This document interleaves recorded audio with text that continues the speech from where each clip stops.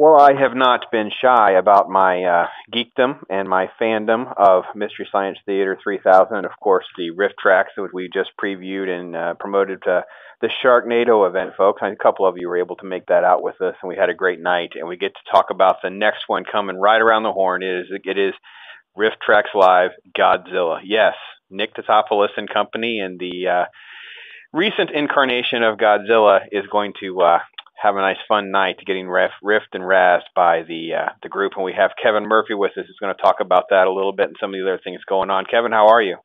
Brandon, I'm delighted to be talking to you. Thank you. Oh, it's such a privilege. We're having such a good time, and we had such a great time at the Sharknado event. So tell us a little bit about what we're going to expect when we turn over Godzilla to you guys.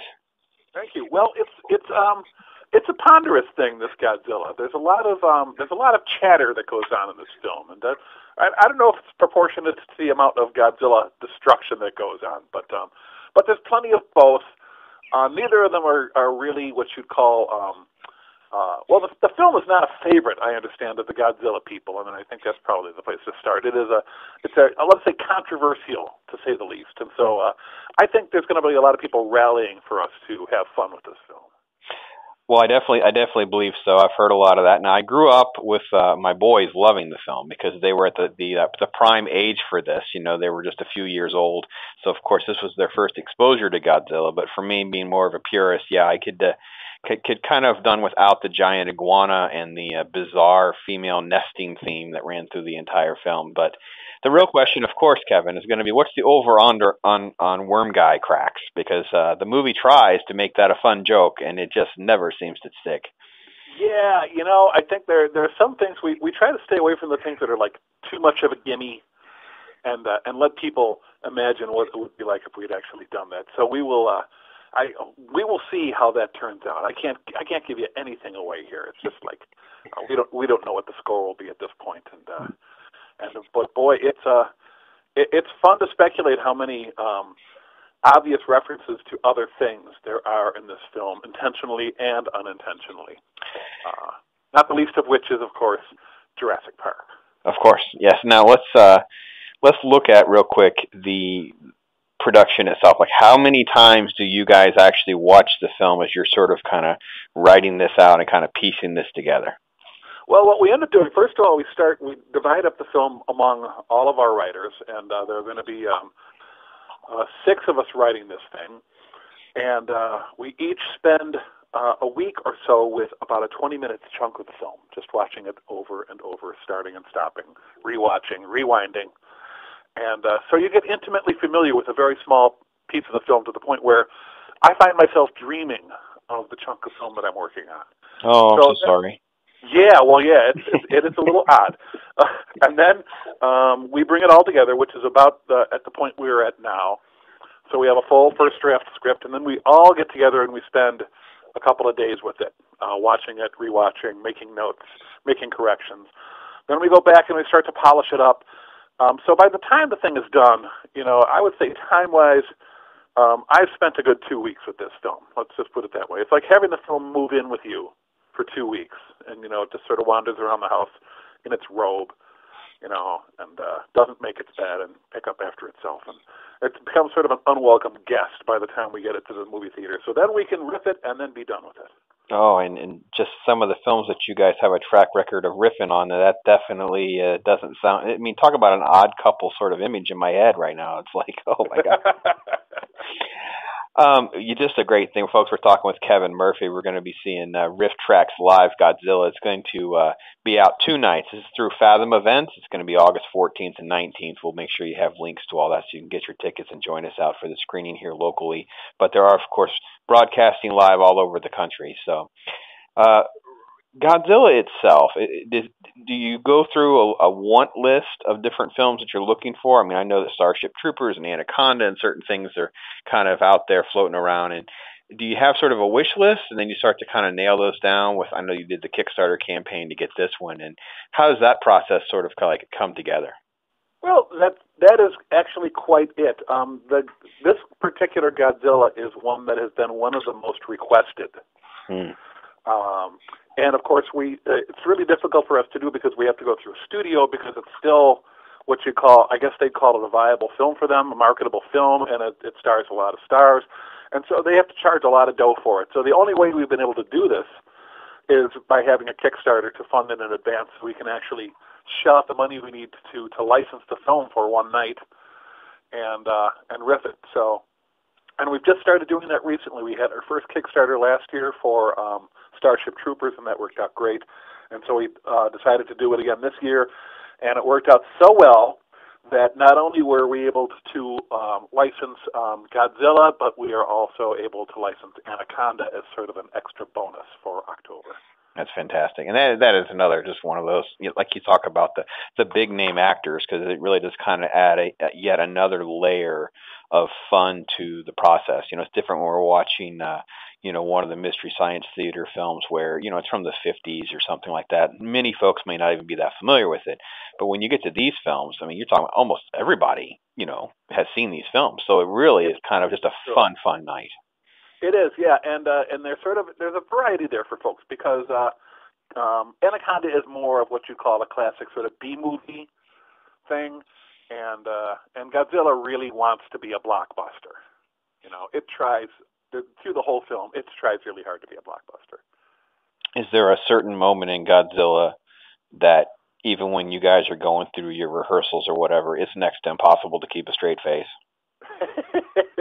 Hopefully, the challenging part for us is when you are keeping a straight face. Okay. Because that's when it's like, oh boy, I can't figure out a way to make this funny at all, and those moments for me are when the comic relief is allegedly happening. Because in a film like this, the comic relief is just sort of sad. Yeah. It just sort of lays there. You got the fat guy with the cold. And he's pretty much the comic relief for there's some cheeky things and there's some little visual jokes, but he's expected to be the guy who carries the comic leavening of the film, and it just doesn't work at all. So you don't really just want to be sad about the guy, so you have to find another way in, and that's probably the biggest challenge, is when the goofball comes on, the fifth banana. I think he'd be. I'm always looking forward to the day going back around to Godzilla as well, to Hank Azaria, so I can just kind of ask him how you put that on your ring. How do you live with that, man? It's like, dude, you're between the thing's toes in CGI, and that's the highlight of your resume. That's just got to be brutal. I think what you do is that you walk into that beautiful house you were able to buy in Malibu and say, hey, okay, this is what Godzilla paid for me, so I'm okay with that. There's a poster in the basement. He's like, yep, there's some mortgage payments right there. You got it. That's great. So, again, to almost 650 theaters. It's great that the Fathom folks and you guys have been able to partner and really make this happen, because it really is a cool venue and a cool night. You want to talk about that a little bit and what people can expect from the live broadcast? Yeah, it's really fun. This time around we'll be in Nashville again at the Belcourt Theater, which is one of our favorite places to do it. We've done that quite a bit. We've done the show quite a bit there. And the cool thing about it is that we're doing it live there at the Belcourt with this about 400 people in the theater. There's a nice intimate crowd, so we really get a connection with the audience going there. And then when you see it in the theaters, you're seeing the exact same thing that the folks at the Belcourt are. And actually, you probably have a better seat because the camera configuration makes it a little bit more intimate, too. And you're right there to see it as it's unloading and hearing the crowd react and reacting with us as we see this thing and finding the same surprises that we do through the night. And it never goes exactly as scripted. So it really has a spontaneous quality to it. And from what people tell me when they're there seeing it at their local theaters, it does feel like they're there in the theater with us, which is what we've been trying to do and what's really cool about it. Because if we wanted to do a road show, it would be really challenging to do, because we could only go to big cities and we'd have to charge a lot for a ticket in order to make the thing even remotely economically feasible. So this way we can get to, my brother one brother will be watching it in Dublin, Ohio, another brother will be watching it in Woodstock, Illinois, at little local theaters, and they can see this the same way that the people at the Union Square Theater in New York will be seeing it, and that's what's so cool about it. And we get the reaction immediately on Twitter and on Facebook, and folks just seem to love the experience. What we do, I found over the years, is the funny is magnified when you see it in the crowd.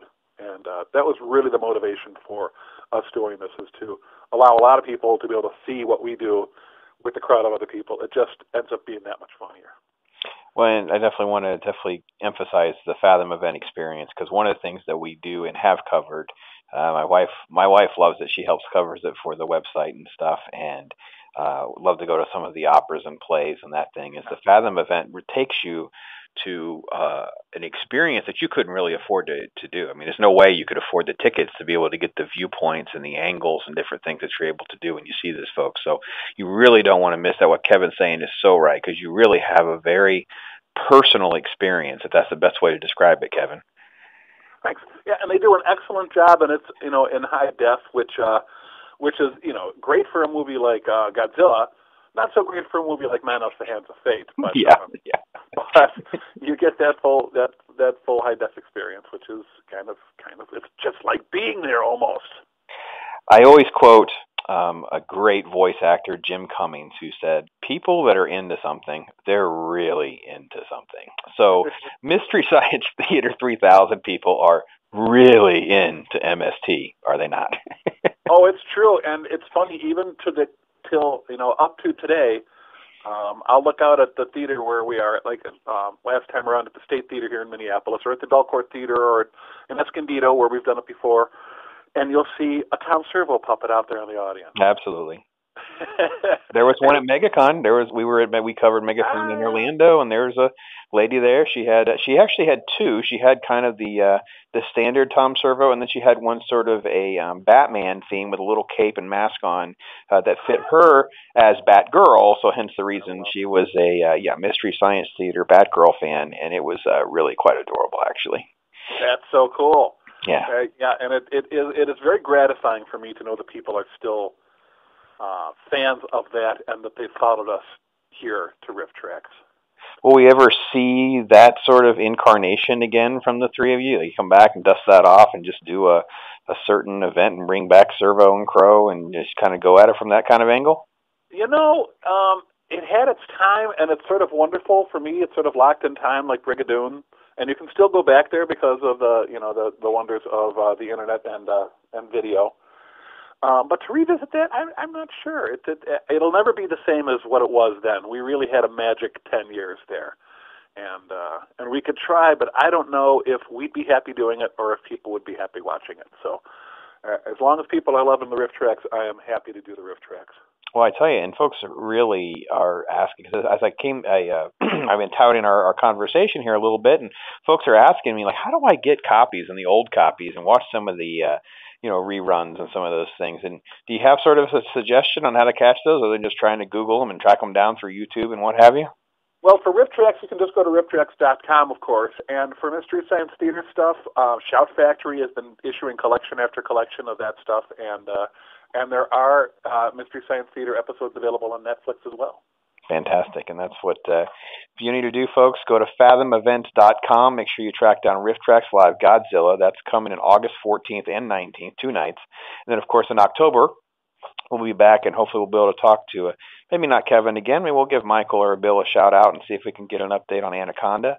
That's coming, and we are going to hope and wait and pray for that Kickstarter campaign to get Twilight done, because I know that's one that's kind of is it beloved? Is it love to hate? I'm not even sure what the appropriate terminology is when people are like screaming for you to riff something. I don't know. With that one, I went to the movie theater and saw it, and I came back, and I was so excited. And it's like the perfect subject for us. It really is. It's like when Dr. Frankenstein found his body. If you haven't seen it, the brand new film that's opening Friday, Lucy, I saw last night. You need to go see, because you're going to come. I've heard the sound film, right? Yeah, and Scarlett Johansson's beautiful and all, but it's such a movie. It's like one of these movies that doesn't have an identity. It doesn't know what it wants to be. Is it science fiction? Is it thriller? Is it this or whatever? And yeah, it just reeks of that sort of exact same sort of response. You come away going, oh my gosh, I can't wait for someone to get their hands on this. I have to note your Freudian slip there. You said science filler. I know. Yeah, science fiction and thriller come out science filler. Which, yeah, probably is and was. Kevin Murphy, it is such a treat and an honor, and I love the chance to talk to you and get to know you a little bit and be able to talk again sometime soon. My pleasure, Brandon. All right, take care, sir. You too.